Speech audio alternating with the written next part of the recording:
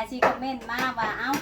เจ้านางเป็นยังจังบ่ให้อันบ่โอยสร้างเฮือนหั่นเจ้านางก็สิมาแจ้งข่าวว่าบ่แม่นเฮือนของชาวนางกับบ่แม่นดินของชาวนางแต่ชาวนางเป็นคนกับผัวเพิ่นและเพิ่นก็พากเงินมาให้ชาวนางชื่อชาวนางก็ชื่อไว้ให้เพิ่น เลย และมื้อนี้ก็เลยสิมาบอกทางลูกว่าสมมุติว่าเขาเจ้าขายแต่เหิงแล้วเฮือนหลังนั้นให้เจ้านอน แต่แม่ก็ยังบ่มีผู้ชื่อแม่ก็ยังบ่บอกเจ้าและมื้อนี้ก็เลยสิมาบอกเจ้าบ่แม่นว่าสิว่าน้องกระแตมาได้เฮือนแล้วได้เพิ่นยังสิขายเพิ่นขายแต่ก่อนหั่นแต่บ่มีผู้ชื่อและกันทาว่ามีผู้ชื่อและแม่สิได้ขายเฮือนน่ะฮะจะมันมาขายแล้วเจ้าสิไปอยู่ไส ก็ไม่ถูกพี่แล้ว ฮะไม่ยืนน้ำน้อง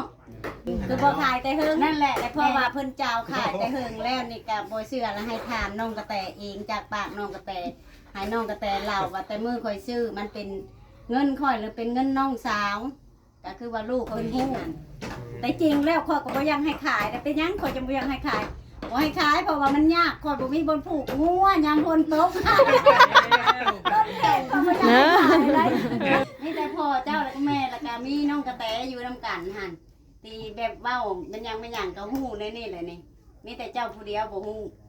ต่อว่ายังสมมุติว่ามีสิมีผู้ชื่อผู้ยังอันนี้นี่อาจจะมีอยู่ประยักษ์เนาะ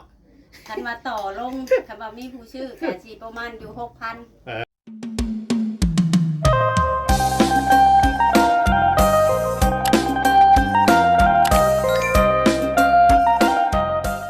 มาขายเสือให้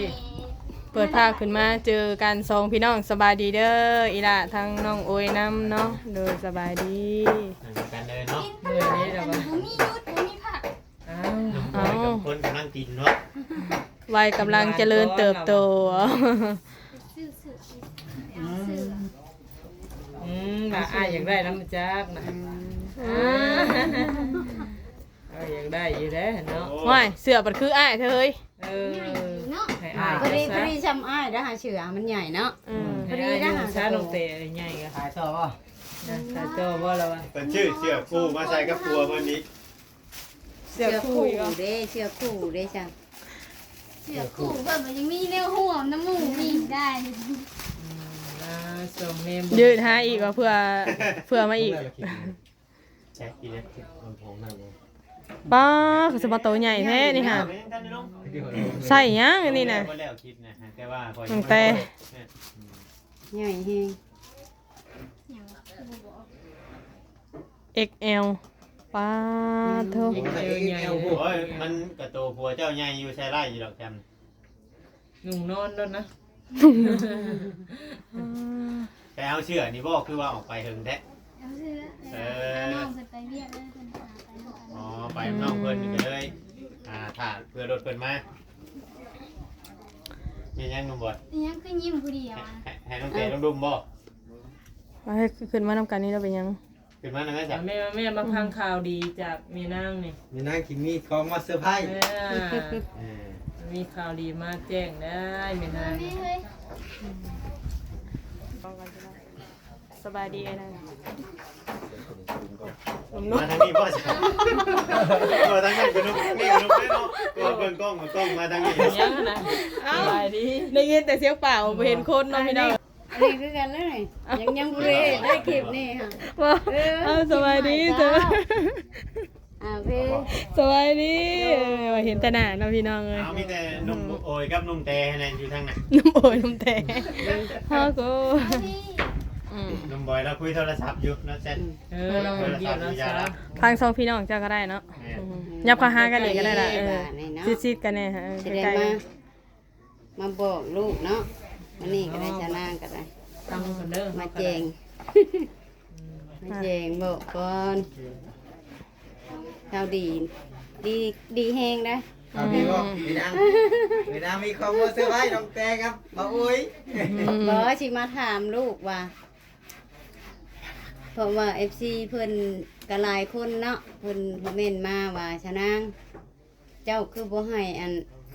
บ่โอยซะเฮือนชานหั่นนะแปลว่าชนางก็บอกว่ามันบ่แม่นเฮือนของชนางเด้ออันนี้พ่อแม่พี่น้องเป็นเฮือนของน้องสาวของสาวนาง แต่ชาวนางหากให้เพิ่นอยู่แต่มื้อนี้แหละสิถามจากลูก เพราะว่าเพิ่นก็บอกแต่หึงแล้วแต่ ไปนั่งแล้วจะไปนั่งข้างนอกสักเพียง นั่งนี่ก็ได้มั้ง บ่ได้ยินแต่เสียง ไปรถจังไงนางมันจะเป็นการจะ ไม่ ได้ ได้แล้วไปมาแม่ ใช่แหละ มันจัง จะ เป็น เพิ่นเด้อ ช่องของเราเลยได้มันให้เราไปอยู่ข้างนั้น แม่แม่ มันจังสิเข้ากันเห็นนะ นั่นเนาะวันนี้เนาะเราเป็นคน ห บ อ อก ดคัน พี่ ใด นะ แล้ววันนี้คนลืมคำ บ่ ว่า เอา เลย ใหม่ก็ได้เริ่มใหม่โลด เริ่มใหม่เด้อนี่เนาะนั่งนี่นะ ทางแม่นางเพิ่นมีเรื่องอย่างเด้สิมาแจ้งทางน้องๆเพิ่นเนาะ เบิดทุกช่องเลย โดยโดย โด โดย ยวันนี้จะ นั่งคือ จะนั่งกับซีมาแจ้งข่าวให้ลูกทางพ่อแม่พี่น้อง เลย เพราะว่า มันกะเต้เฮิงๆแล้วเดือนดินเนาะ FC กับทางช่องชะนางหรือว่าช่องอื่นๆกาซีคอมเมนต์มาว่าเอ้าชะนางเป็นหยังจังบ่ให้อันบ่โอยช่างเฮือนหั่นชะนางก็สิมาแจ้งข่าวว่าบ่แม่นเฮือนของชะนางกับบ่แม่นดินของชะนางแต่ชะนางเป็นคนชื่อ อันเพราะว่ามันเป็นเฮือนของน้องสาวของชะนางพ่อแม่พี่น้อง เป็นเพื่อนของน้องเนาะ แม่นเพราะว่าน้องเพิ่นเฮ็ดเวียกอยู่ประเทศไทยเพิ่นเฮ็ดกับผัวเพิ่นและเพิ่นก็ฝากเงินมาให้ชะนางชื่อชะนางก็ชื่อไว้ให้เพิ่น เลย และมื้อนี้ก็เลยสิมาบอกทางลูกว่าสมมุติว่าเขาเจ้าขายแต่เหิงแล้วเฮือนหลังนั้น ให้เจ้านอน แต่แม่ก็ยังบ่มีผู้ชื่อแม่ก็ยังบ่บอกเจ้า และมื้อนี้ก็เลยสิมาบอกเจ้าบ่แม่นว่าสิว่าน้องกระแตมาได้เฮือนแล้วได้เพิ่นยังสิขายเพิ่นขายแต่ก่อนหั่นแต่บ่มีผู้ชื่อและกันทาว่ามีผู้ชื่อ และแม่สิได้ขายเฮือนนะฮะจะมันมาขายแล้วเจ้าสิไปอยู่ไส ก็ไม่อยู่พี่แล้ว ฮะไปอยู่น้ำน้องนั่นแหละแม่อยากบอกเจ้าไปนั่นแหละเพราะ อย่า ว่า เสียใจเนาะ นั่นแหละจะน้อยปันเอ้า FC ปันว่าเอ้าชะนางปันอยากขายปันคือว่าบอกปุ๊บปั๊บแล้วขายโลดหั่นนะ คือบ่พายจะหึง คือบ่ขายแต่หึงแต่เพราะว่าเพิ่นเจ้าขายแต่หึงแล้วนี่ก็บ่เชื่อแล้วให้ถามน้องกระแตเองจากปากน้องกระแตให้น้องกระแตเล่าว่าแต่มือข่อยซื้อมันเป็นเงินข่อยหรือเป็นเงินน้องสาวก็คือว่าลูกเพิ่นฮู้ จะห้ามหู้นำกันนะวะน้องแก มีหยัง ตื่นกล้องพี่น้องโอ้โหคอยกันตื่นด้วยกันแล้วกี่ใบเนี่ย ก่อนสิมางูเห่า ให้น้องเพิ่นเล่า เอ้ยพี่น้องเอ้ย จะให้น้องแกอธิบายให้ FC เพิ่นเข้าใจแล้วจนให้ FC เพิ่นโจมตีทั้งเอ้ยนาง แม่นางเป็นคนซื้อหาเงินเป็นเงินของน้องเราหานะ เลย แล้วแม่ว่าตอนที่แรกน้องเจ้าขายกันเจ้าขายให้แม่นางทางแม่นางก็เลยว่า มีคนอยากได้อยู่เป็นน้องเราเงินก็เป็นแม่นางมาโปรงเองหาเงินหนังเงินน้องเราเป็นดินของน้องเราเพื่อนน้องเราในนี้นะแม่นางก็ว่าไงแม่นางก็มีสิทธิ์เลยกับดินกับเพื่อนนั่นนะดินของน้องเรา แหละบัดนี้แหละเจ้าและขอว่าคันว่าสิจะขายชาวจะขายแล้วสิขอให้บุญแล้ว แม่น นะ ขอให้บุญแล้วแล้วจังสิออกไปเนาะ แม่นในข้อการเลยว่ากะย่าว่าเพราะว่ามันบ่มีผู้ชื่อเพราะว่าเจ้าแล้วมีเจ้าหนึงก็มาเบิ่งแล้วบัดนี้ลูกเพิ่นบ่ให้เอาเพิ่นว่าเพิ่นอยากเฮ็ดเรื่องเวลานะข้อยก็เลยหยุดแล้วก็ยังบ่ได้บอกลูกนะแต่บ่โอ้ยข้อยยังบ่ได้บอกว่าว่าสิเจ้าขายจังซั่นสิก็ถ่ายสมมุติว่ามีผู้ตกลงประมาณอาทิตย์หนึงแล้วข้อยจังสิบอกเพิ่นความคิดนะ แต่อยังให้เพิ่นนอนก่อนเพราะว่านอนหันน่ะมันก็ควบอบอุ่นเฮาเนาะเฮาก็บ่ย่านนะความคิดนั่นแต่จริงแล้วข้อยก็บ่อยังให้ขายแต่เป็นหยังข้อยจะบ่อยังให้ขายบ่ให้ขายเพราะว่ามันยากข้อยบ่มีบนผูกงัวยามฝนตกต้นเทศข้อยบ่อยังให้ขายเลยมันดึงบ่ได้เพราะว่าเป็นของเขาเนาะเฮาก็จำเป็นเพราะว่า ตารางเนาะ แม่นเพราะว่ายามฝนจะหน่อยเดือน9เดือน10งัวมันนอนบ่ได้ถ้าฝนตกนะ บางหันเมื่อสูงแน่เนาะ แม่ในใจก็โยกไปยังให้เขาขายพุ่นแหล้วกันเว้าได้ มันหักเมื่อว่าเขาจะขายแล้วเขาก็ห้ามบ่ได้แหละก็เลยสิมาบอกลูกโดยตรงๆเลยมื้อนี้หั่นนะแบบว่าเพิ่นโทรบอก สมมุติว่าคันว่าเพิ่นขายจะหน่อยปัดเป็นนำแม่นางเนาะแม่นางบ่อยากให้เฮานอนหั่นนะยันลูกหันคิดแบบนั้นแม่ก็เลยสิมาบอกมื้อนี้แหละให้ฮู้เบิดทุกคน แม่นแม่น คือแบบน้องกระแตเพิ่นก็ฮู้แต่มือซื่อแต่พ่อว่าเจ้าหันบ่ได้อยู่ เดี๋ยวเราไปเที่ยว เนอะ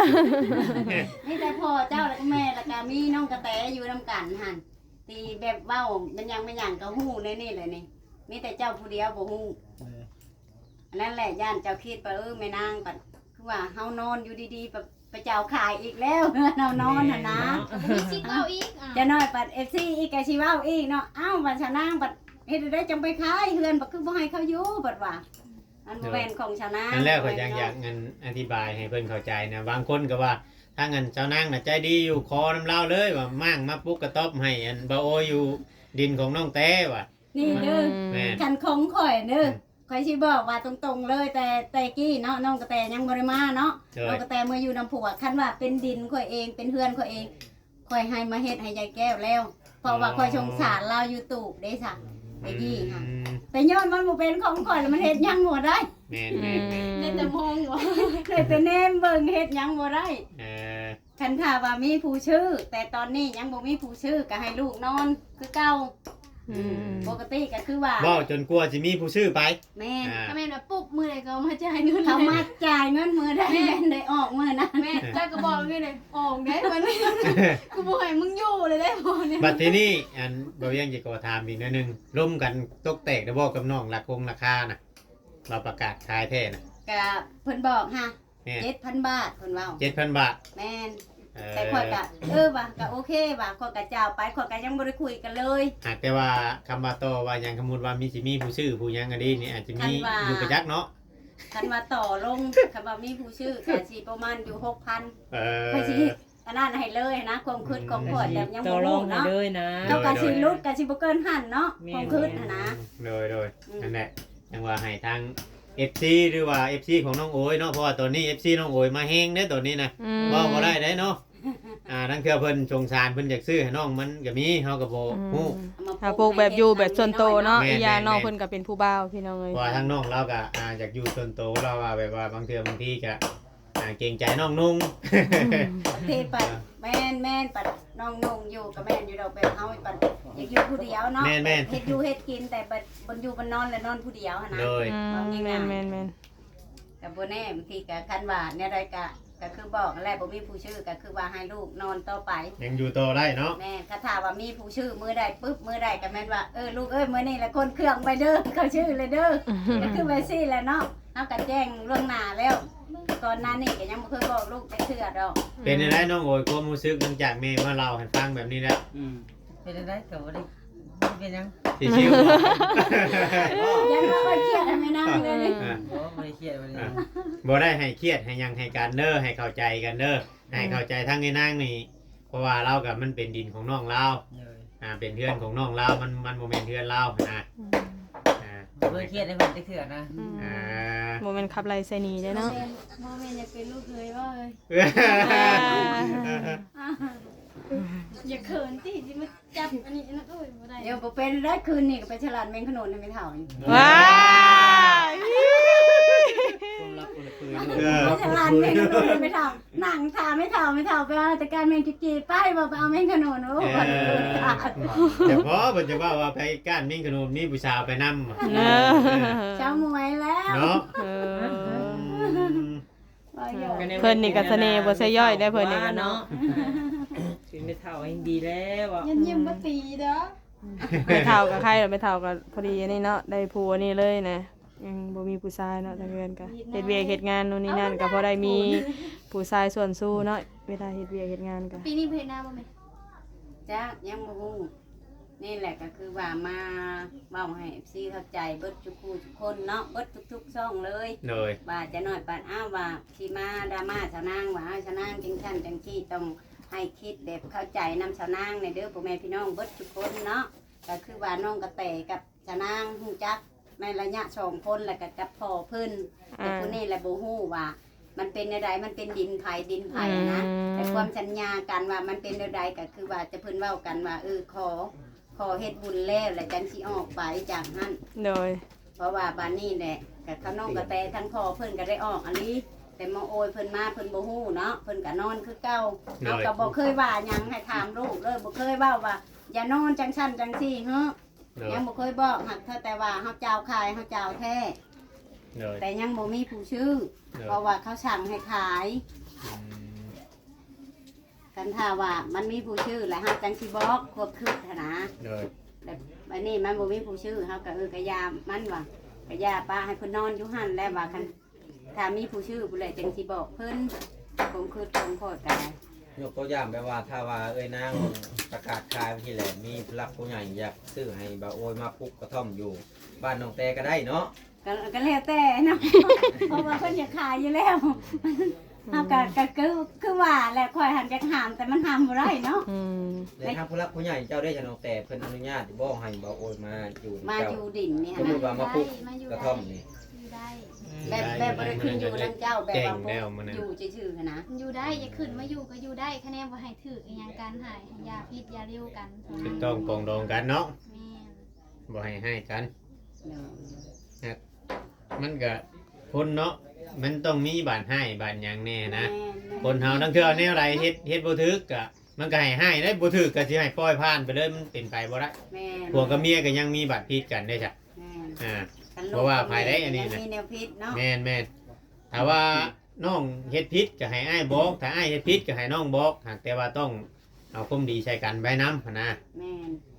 แบบบ่ให้ใส่อารมณ์แบบให้คิดก่อนเว้า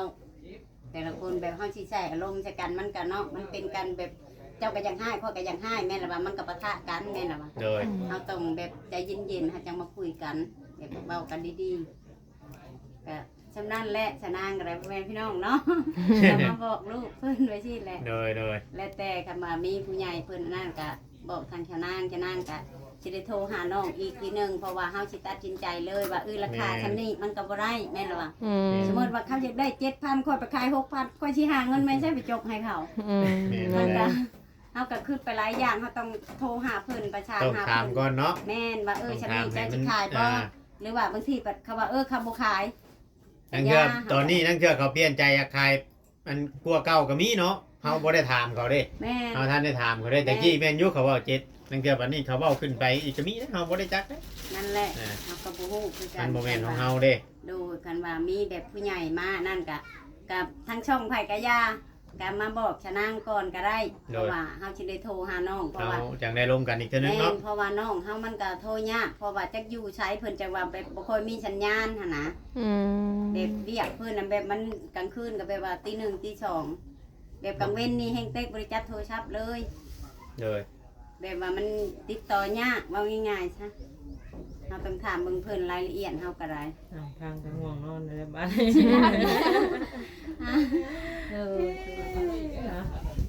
เนาะพี่น้องคือว่าทางเวียดนาม ใจเนาะทางไปซีหลายๆคนเนาะ ทางน้องแต่หรือว่าบ่โอ้ยให้รับฮู้ เรียบร้อยเนาะ เดินที่เดินทางบน มีปัญหาอย่างกันเนาะถือว่าเข้าใจโดยดี เจ้านายผัดยานว่าเข้าใจผิดอีแน่เนาะว่าน้องนงได้เฮือนแล้วผัดบ่อยากให้อยู่เฮือนอยู่ซ่านผัดเข้าใจผิดไปต่างๆนานาอีแน่เนาะ หับทราบเรียบร้อยเนาะบ่โอ้ยบ่ได้น้อยใจทางแม่นางติ เราเข้าใจ เข้าใจกันติดีแล้ว ซัมเมเจ้าผู้หนึงผู้ใดนี่ก็น้องเอ้ยไม่เท่าในอนาคต เป็นสุดท้ายหลายพลาย ก็คือ เป็นเวียกเป็นงานกันเนาะ ก็ความคิดของเฮาเนาะคันสมมุติว่าคันว่าเฮาสิแบบบ่ดีต่อกันหั่นนะจะว่าบ่เฮาชื่อปึ๊บเฮาบ่ให้อยู่กับสิทธิ์ของเขาแม่นบ่ว่า แม่ สมมุติว่าน้องข่อยว่าบ่ให้อยู่ข้อยก็ห้ามยังบ่ได้อันนี้น้องเขาว่าเจ้าขายก็เพราะว่าข่อยก็บ่ได้ติดต่อหาเอาให้ลูกอยู่เพราะก็คิดว่าลูกมันยากบ่มีบุญอยู่เด้ค่ะเฮาก็ให้อยู่ไปคันว่าเฮาแบบเป็นคนจุกจิกไปโทรบอกน้องมันยังบ่หนีได้ยังอยู่นี่สมมุติว่าหั่นนะสมมุติว่าน้องข่อยก็แบบให้หนีโลดสิเฮ็ดได้จ้ะอันนี้ข่อยก็ว่าน้องข่อยก็ว่าดีอยู่เพิ่นก็บ่ได้ให้นะ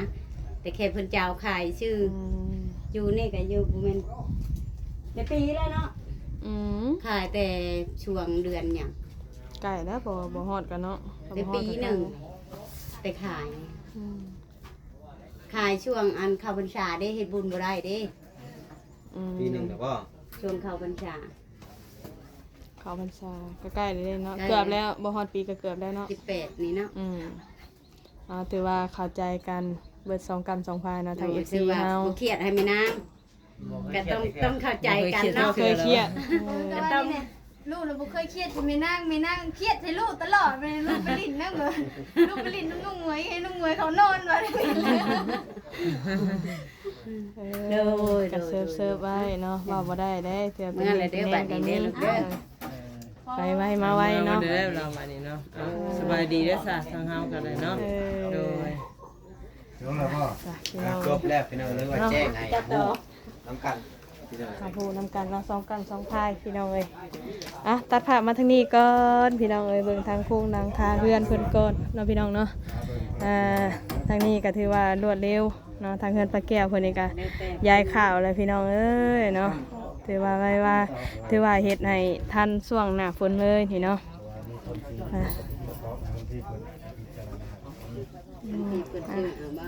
ถือว่าคลิปนี้กับทางนางเพิ่นก็มาแจ้งหรือว่ามาบอกทางน้องโอยเนาะเพราะว่าคือได้ยินหลายคู่หลายคนเว้ามาแต่ว่ายังบ่ทันได้ยินจากปากนางมันก็เป็นการที่ว่าบ่สบายใจปานใดเนาะคือทางน้องโอยก็ถือว่าคลิปนี้กับทางนางเพิ่นก็ถือโอกาสเนาะมาบอกมากล่าวมาแจ้งแต่ก็มันก็เป็นสิทธิ์ของน้องสาว ถือว่าทุกสิ่งทุกอย่างก็มันก็ขึ้นกับสิทธิ์ของอันน้องนางพี่น้องก็ว่ากันไปเนาะเพราะว่าทางนางนี่ก็เราก็ถือว่าเฮ็ดดีที่สุดแล้วเนาะพี่น้องเนาะเพราะว่ายื้อเวลาไว้นี่ก็โดนนานพอสมควรเนาะพี่น้อง